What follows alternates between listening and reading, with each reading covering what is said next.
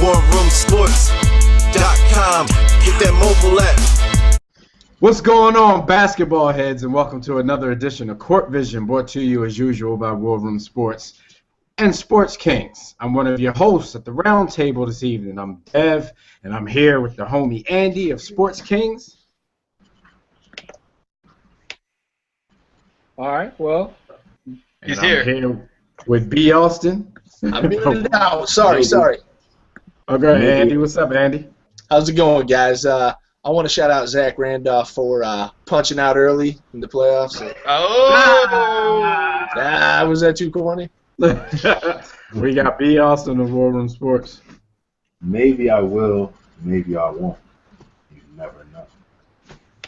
We got Frank of Sports Kings.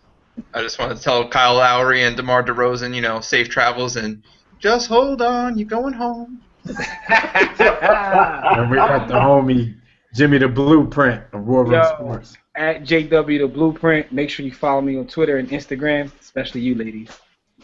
All right. Look, man, round one of the NBA playoffs was actually, it was probably the most exciting round one that we've seen in some years now. We had 5 Game 7s, and it's not just because they were Game 7s, because I've seen plenty of series go to Game 7, but the series just wasn't that interesting. We had a lot of interesting series in the first round. It was action-packed.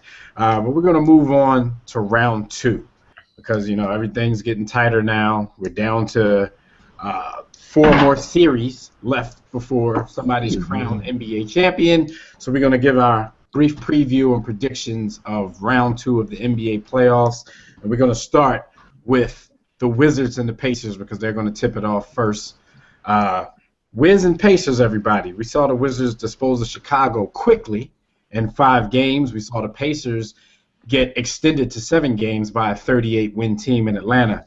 What are your thoughts on this series? If I could start this one, I think a couple of quick, nice stats for your money here are that the Wizards and the Pacers actually match up pretty well on paper, stats-wise, based on the first round. I have some numbers written down here. Indiana was the number 1 rebounding team, or the number 2 rebounding team who's left besides Oklahoma City Thunder. Wizards were number 3, so we got 2 and 3 rebounding-wise. We have 1 and 3 defensive points led up-wise, and then they're both at the 7 and 8 as far as scoring goes. So I think we're going to see a lot of maybe low-scoring games. Obviously, we know Indiana's a low-scoring game. I think people tend to be confused about the Wizards. I heard a lot of people talk about how the Wizards could run against the Heat. They'd be one of those kind of teams. They're not that team. They're not a high-paced offense. It's not Houston. They're not Portland. They're a solid defensive team. They rebound well, and I think it's going to be exciting. Yeah. Do I need my pick? Do you want my pick? Of course you do. Yeah, it's up to you. I mean, you want to go now? You can. I'll pick now. I'm going to take Washington in 6. Oh, okay. Now with the whole Wizards Bulls thing, I'm still at a point where I can't decide if it was, the Wizards being that good or the Bulls, running into that wall and not being able to conjure what they conjured in the It was both. regular season. Like B. Austin said, I think it was a little bit of both. I think the Wizards are a team that's quickly maturing. But did they win, or did the Wizards win, or did the Bulls lose? What? Both teams played hard. Bro. Yeah, it's true. But anyway, I can't make that Russell Westbrook face. It's not possible. I'm not that ugly. But the Pacers. Now you guys know that I never gave up on the Pacers in the first round. I told Jimmy when they were when they needed 2 games to win the series, I could not see the Atlanta Hawks finishing off the Pacers. And that Game 7, they actually went back. It seemed like they went back to the defensive principles that had them dominating the first half of the season. They're going to be up against a team in Washington that can score in more ways than Atlanta. So, because Atlanta was bombs away from the three-point line. John Wall can penetrate and get Bradley Beal shots from back there, Trevor Ariza shots, and then you have to contend up front with Nene and Gortat. Gortat has been consistent over the last few months, but if Nene can come in and play like he did against the Chicago Bulls, then the Pacers are going to have their hands full. With all that said, I'm still going to go with the Pacers in 6. Jimmy, I'm still in disbelief that the Pacers are this bad. I'm thinking that maybe they may have started to get themselves together, and starting off with home court advantage, maybe they can stay in the right directions. But, the Wizards, again, are going to be a tough out. So. Yeah. Yo, I'll be very brief. I got the Wizards in 6. I think that the Pacers, watching them play, My dude. if they had trouble with Teague, Wall's going to kill them. The Pacers don't run any sort of offense. Their offense is dreadful to watch. It's embarrassing. I don't think he'll wait this time, month. Jim.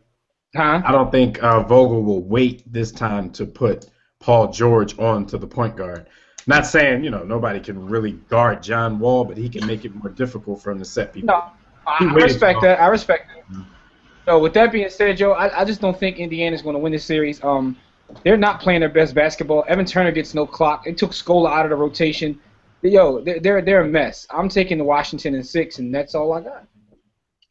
Everybody brought up most of the points I was going to bring up. I also have the Wizards in 6. The one point I want to make that nobody brought up is I think the key to the series is Trevor Ariza. I think if he can be what he was in the Chicago series, hitting threes, but more specifically, before Trevor Ariza was this guy that was hitting threes, he was really known for his defense. So he's going to be the guy responsible for Paul George, I think, most of the series. So if he can contain Paul George, who I don't think the Pacers are back at all. But the one thing I did see was that Paul George looked like he might be back. I don't think the Pacers as a whole are back, but Paul George looked like he was getting his game back together. So if he can, if Trevor Ariza can lock up Paul George even a little bit, Indiana doesn't stand a chance because I don't think they can score enough to contend. I think this series gives Hibbert's bum ass more of an opportunity to be involved since he has to contend with the two big guys down low. So, you mean Kendrick Hibbert? That's disrespect to Kendrick Perkins. No, don't do that. Don't do that. Kendrick Perkins doesn't deserve to live. But I think that Hibbert will indeed have an opportunity to somewhat redeem himself from just being an oaf and an ogre. And then if you're able to put Jimmy's favorite player, Luis Scola, to work, there's no one on the Wizards team that can contend with Scola, I believe. So if he can get in and take it back 3 seasons to what he once was, I think it's going to be an interesting matchup.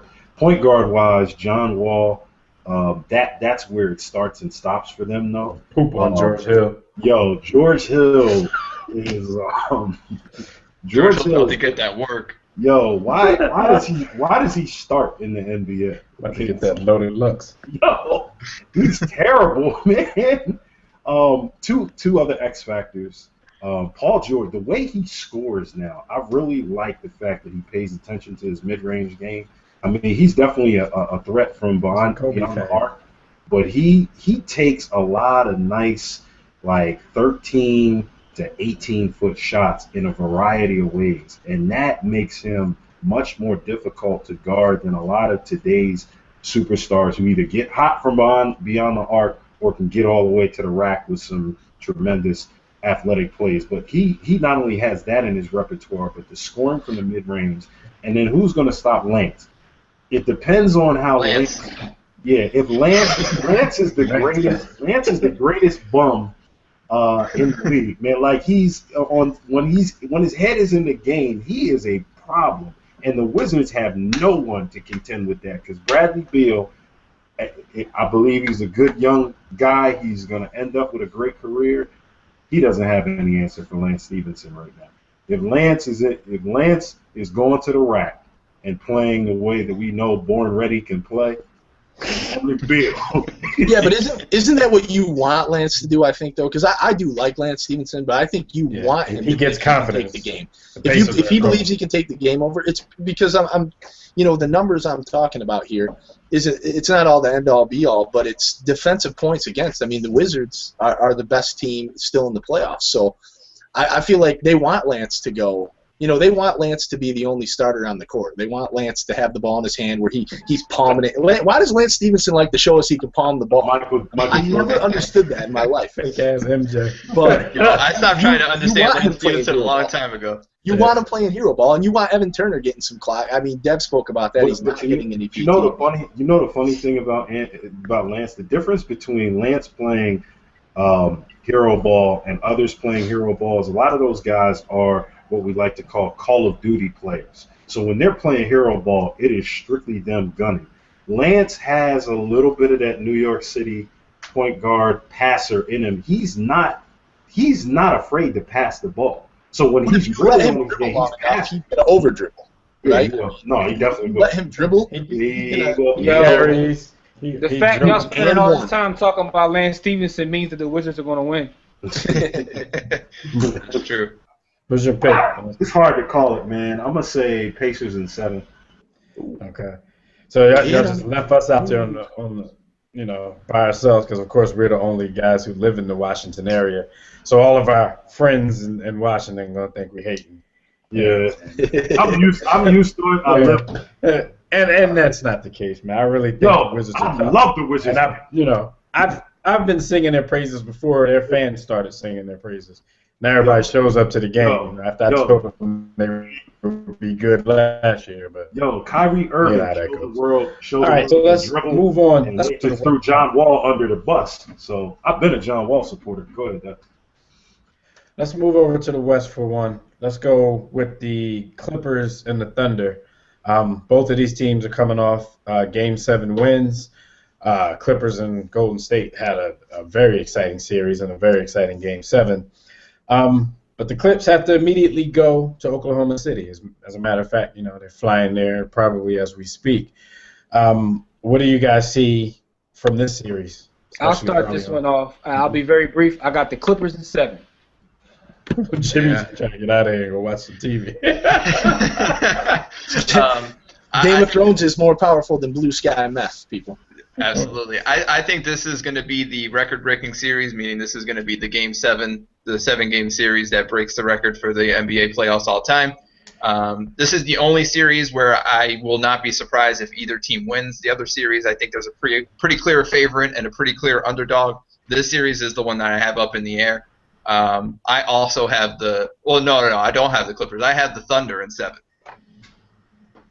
Okay, and I'll just echo that. I have the Thunder in 7 as well. I'm stuck in between a rock and a hard place here because I picked the Clippers to win at the start of the season. I picked OKC to win last week on another show we do over at Sports-Kings.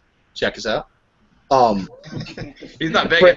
Frank was present, so I mean, I feel like OKC, and then actually I piggybacked off what Frank said a few weeks back about OKC. If they could beat Memphis, that was kind of their UConn moment, getting past the first round and going on to win it. I think OKC's much of the same. I think they got pushed to the limits. I don't know if the Clippers have the type of players to do the same thing to them, but I think the Clippers can beat them in different ways. So I have 7 as well, but OKC winning. I think the best rebounding team we've seen in the playoffs so far, while the Clippers are down there at 6. They're just the offenses are similar. I mean, we got the number 2 offense and the number 3 offense as far as points per game go between the Clippers and the Thunder. I think it'll be a great. It's a superstar series. We like this. I mean, you got Chris Paul, Griffin. I picked the Heat and Clippers before the season, so I think I'm just going to stick with that basically. But also, I feel like it's going to be one of those storybook endings. But go ahead, Frank. Does anybody else feel like that DeAndre Jordan is playing defense and he's just waiting for everybody else to join him playing defense on the Clippers? Like this Absolutely. Sure. Yeah, but see, I think this is the series where they can't do that and just think DeAndre's going to clean everything up because, as we know, Durant ain't going all the way down there. OKC has some very talented scorers on their team, so they can't just they can't lean on DeAndre Jordan to just clean everything up. But I think I agree with you guys, the ones who picked OKC in 7. That's going to be my pick as well. I wanted to go with OKC in 6 because I also agreed with Frank last week when he made the point that this could be their UConn moment. I agree with you when you said it, but Now I'm kind of shaky about OKC. Really? See, because I kind of feel like that series played out exactly how I thought it was going to. I mean, if OKC would have, even though I picked the Grizzlies, but actually, the way it worked out. If you think about it, it worked out exactly how I said it would. But I still think had Zach Randolph played, I mean, I know this is a bunch of excuses, but had Randolph played, had Conley been at full strength, and I fully believe the Grizzlies would have won. With dark-skinned Jermaine, aka Tony Allen, aka what you call him, the grind father. The grind father. I think Memphis may have shocked them. Like I started losing confidence in OKC, even though that's how we both thought the series was going to play out. Yeah. I don't know. Different series, different story. I'm gonna go with OKC in 7. Chris Paul being a little banged up could be a factor in this, but even if he was 100% healthy, he can't guard Russell Westbrook when Russell Westbrook is on. Not at all. And shout out to Russell for his triple-double in Game 7, which included 16 assists, because nobody thought you could do that. But, I do like what Chris Paul can do to Westbrook early, though. He's got to get to him early. He's got to get to him deep. He's got to be out on the perimeter guarding him, because Chris Paul, frankly, is good out there. But if he starts letting Russell Westbrook, if he's catching him 5 feet off, going towards the rack now, he's toast. The other minor point I want to make is that Chris Paul has potential to get into Russell Westbrook's head over a 7-game series. He does, absolutely. Yeah, he can contend with him cerebrally, definitely. Yeah. That's a definite. True. But B. Austin, what do you got in this one? B. Austin pulled the dip. Yeah, he pulled the Zach Randolph. He left. He pulled the Zach Randolph. And so Andy, everybody got basically. I'm the only one with the Clippers at 7. Everybody else OKC in 7. So we all see 7 though. All right. I just 7 games. This one's gonna go 5. Watch. Now that we're picking 7 games in the first round. I'm telling you, man, it's all set up. Yo, State Farm and Kia are going to make sure this doesn't happen. Cut the check. Jake from State Farm. People keep, they thinking it's over. As long as this goes on, Donald Sterling still gets paid. Oh, Donald Sterling. All right, no more Donald Sterling references, man. Let's move on, man. All right, minority. We're gonna move on. Let's go back to the East. Let's go to the Brooklyn Nets and the two-time defending champion Miami Heat. This is a series when before the season started and the Nets made all the acquisitions that they made. This was something that people were looking at. Maybe the Nets can contend with the Heat, even though they're old as hell. The Nets did win all 4 games in the regular season. I don't know what that means because we've seen the Heat flip that switch in the playoffs. So I can start out with this one. I think the Nets are better. I think they're coming into their own. Joe Johnson is still quietly destroying people. You think they're better than what? Better than they were, or better than they? Yeah, I mean, like house party. It ain't hard to be in here, but still. But basically, they've started to play up to their potential. Because I don't really look at Toronto as being an easy out, and they weren't an easy out. So, a lot of people would say, well, Toronto took them to 7 games, but actually Toronto was the higher seed in that situation. I think people forget that Toronto was the 3 seed and the Nets were the 6 seed. I think a lot of people do too. The way I've heard people talk. I'm gonna go with the champs in 6. I'm hoping that the Nets can put it together for one last hurrah. Paul Pierce dropped one of those lines on us earlier today. We've been in this situation before. That used to be Jimmy and I's Detroit Pistons special. They win 1 championship, but every situation we've been here before. We only won once, so you weren't that good when you were here before. But anyway, I'm gonna go with the Heat in 6. What do you guys see in this one? All right, let me get it off my chest because shout out to the Nets finally won a first-round series. Oh, go ahead, Frank. Go ahead. Go for it. Okay, so finally won a first-round series. I was just gonna say I got the Heat in 6. I got the Heat in 6. That's it. So Darren Williams finally showed up. I'm so excited. Joe Johnson getting into the spots and the spots that he needs to get into to score. And I think it's going to be. I got the Heat in 6 too, man. Who am I kidding? Yo, I guess I'll pick this up. I too am going with the Miami Heat. I'm taking them at 5. I hope I'm wrong. I mean, I hope I'm wrong with 5. I would love to see it go 6 or 7. Actually, I want to see it go 7 because I want Washington to win that series against the Pacers, and I want them to have more of a chance against the Heat. And I think it needs to go as far as it possibly can. But I have Miami in 5. No disrespect to the Nets. I'm glad they finally turned it around. This is kind of the series we thought we would see eventually at the beginning of the season when they brought in Pierce and KG. But I just feel like Miami's going to run them to death. I don't feel like the defense is going to be enough, although I think the Nets are right middle of the pack here defensively so far. But, yeah, I can't really – as much as I want to pick 6 with the rest of you, I got to go 5, Miami. I think they're going to be too tough, and they got all this rest.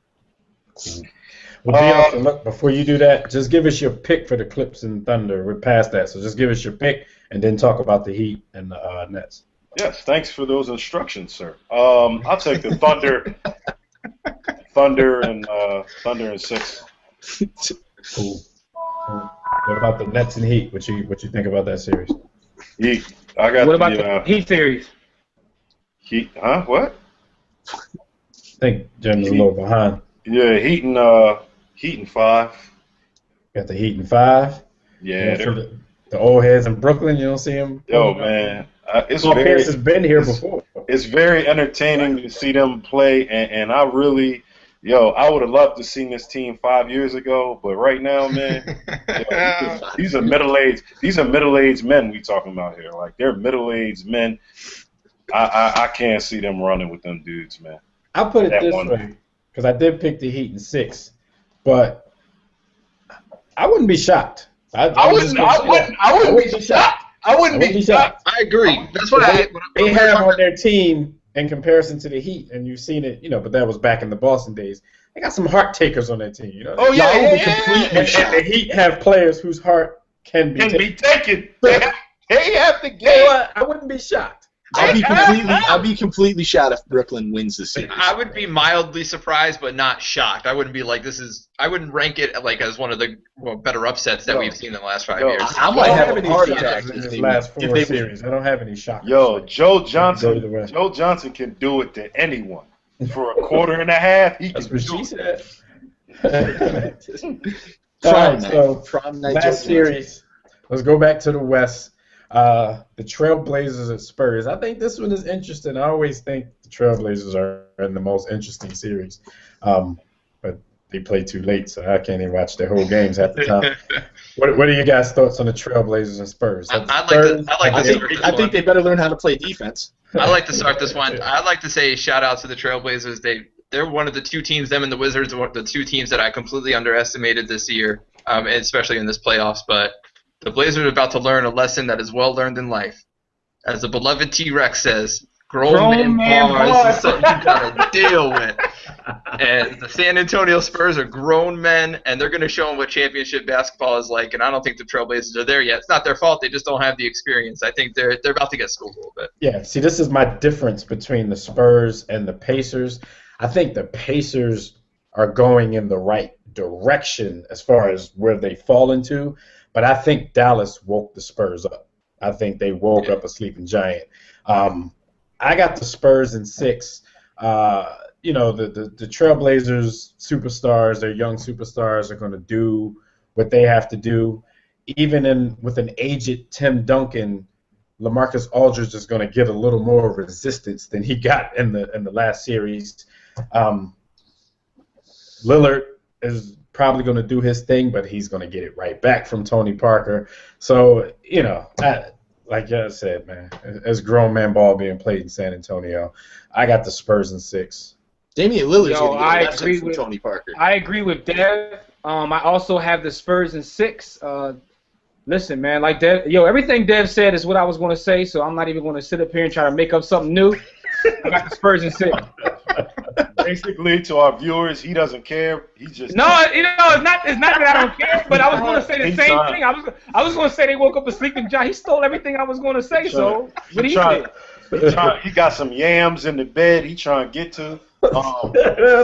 Hey, Jimmy, I got some Dr. Jerkin sounds on the way, all the way to Maryland. Shout out to Dr. Jerkin. Yeah, you pull that off. I'm nice like that. Go ahead, B. Austin. Yo, man, I want Portland to win. I'm tired. I'm tired of seeing these boring ass dudes. I think all of us do though. Yo, Yeah, absolutely. But the San Antonio Ivan Drago will break you. I want everybody. I want all the favorites, all the contenders to stay in at this point to make it rougher for the Heat. Yo, Manu sold me out against the Heat, and he was looking good now. Yo, that's until the Heat turns on. I'm gonna say San Antonio in 7. I think these young boys, LaMarcus Aldridge is tired of y'all disrespecting him, man. So I've never. Nobody disrespects him. Yeah. We didn't say he ain't ready yet. Yo, I waste my money every year on League Pass, so I've known about LaMarcus before all of these newfound dudes. Yo, I've always been a fan. Yo, LaMarcus went back to Houston and said, "I'm the man." He still got. Yeah, I love LaMarcus Aldridge. The one thing I saw is LaMarcus Aldridge uses. It's weird to say because he scores in a lot of different places, but he uses the same 2 moves every time, and they work. They work. I'm cooking him. He gets there. And honestly, I've never seen a player get away with so many offensive push-offs in my entire life. You ain't gonna do that against Duncan. Andy.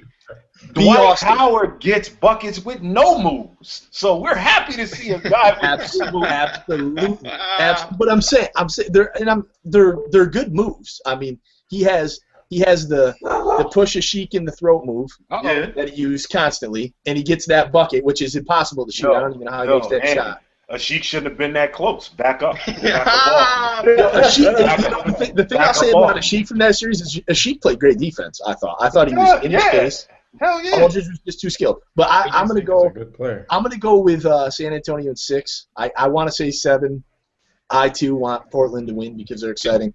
I think the only reason it goes 6 is because I think Damian Lillard just steals a game at the end when it's close because that dude is ice water. Yo, I got it going 7 because Damian Lillard's going to poop on Tony Parker. Damian Lillard is a don't keep your girl unattended for more than 30 seconds kind of scorer because he will score. He will score. But to your point about LaMarcus Aldridge getting away with offensive fouls, I don't think he gets away with it against a proven San Antonio Spurs. Like, if he elbows Tim Duncan the way he's elbowing Amir Sheik, that's going to be an offensive foul. That is the way it is. Because Tim Duncan won't try until it is. That was my point, I thought, right there, is that he got away with it because it was Omar Sheik. The thing I noticed is he didn't really get away with it as much when Dwight Howard was there. It wasn't used as often. But, like, every time a Sheik was near him, he was just shoving the dude, and it was so blatant, but the rest didn't say anything. So he was like, I'm going to keep doing it. And props to LaMarcus on that if it works. Make him call it. Yeah, make him call it. But you're right, Frank. He will not get away with that against guys like Tim Duncan or just anybody in a Spurs uniform. If he starts shoving, especially in the face area, it's over. It's a whistle. Sam Cassell is my 3rd favorite player of all time, so I don't believe none of what you just said is fouling. I think you should be able to punch. If you're playing too much D, you should get punched in the jaw, and I should be able to shoot. No, and Zach Randolph wishes that you were the commissioner of the NBA because absolutely he punches dudes for blocking the shot. All these dudes are soft. All right, well, for no reason at all, I want to give a shout out to James Harden. Good regular season, homie. Nice spin. On the spot. Like we always tell you, well, look, this has been the Court Vision episode discussing, of course, round 2 of the NBA playoffs. These are our brief preview and predictions. So make sure you comment in the comment section. Give us your thoughts. Give us your prediction on the Wiz, Pacers, Clippers, Thunder, Nets, Heat, and the Trailblazers and Spurs. Tell us where we're wrong. Tell us what's going to happen.